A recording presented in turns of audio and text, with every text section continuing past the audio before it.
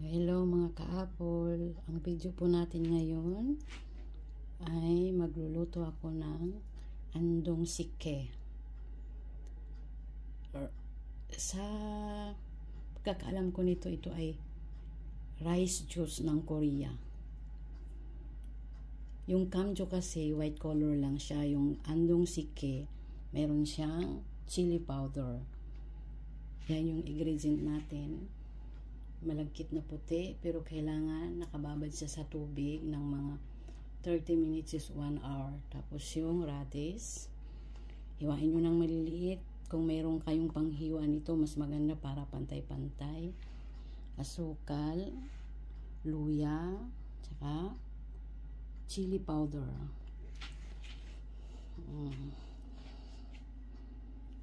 Ang pagsalang naman ng malagkit, kailangan natin ng steamer. Mas maganda siya kung i-steam lang natin, hindi natin iluluto sa rice cooker.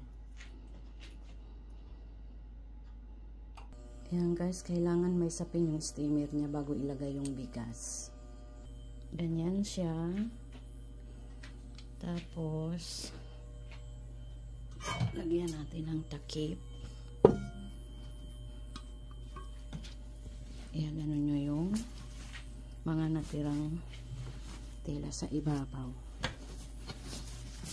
Ganyan. Hintayin lang natin yan maluto. Saka natin ituloy yung procedure. Ito yung gagamitin nating tubig para magiging andong sike siya. Yukirum. Yulchirum ba to? Ganyan siya. Hugasan natin to ng 3 beses. Pero yung tubig niya, hindi nyo itatapon kasi isasabaw natin. Parang naghuhugas ka ng ng bigas. Yan siya. Yan yung pinaka-main ingredient. Pag wala yan, walang lasa yung sike. Hugasan natin ng 3 beses. Ito na po yung in-steam ko na malagkit. Kailangan siyang palamigin bago natin ilagay sa yukirum dito.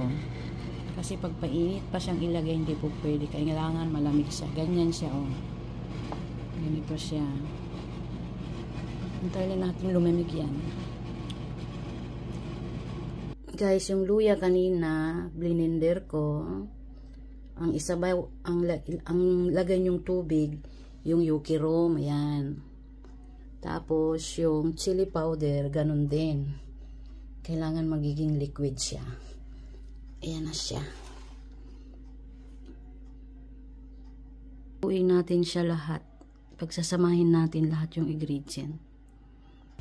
Guys, ayan na siya. Oh. Yan na yung kinalabasan. Maghintayin ko muna ng 6 hours. Tapos, isasalin ko siya. Pwede na siyang kainin. Pero ngayon, hindi po muna pwede. Kailangan 6 hours or more than 6 hours. Itong natira, gagawa ako ng kamjo sa anak ko. Yung walang kutsukaro. Gusto niya daw ng kamjo. Itatry kong gumawa ng konti. Hanggang dito lang. Bye. Sana magustuhan ng asawa ko ulit.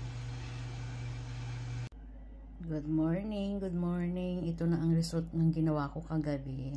Ito na siya, sike. Dalawang lagayan ng kimchi. Kimchi to, ayan siya. Ito naman yung sa anak ko, nagkamcho konti lang siya kasi para sa kanya.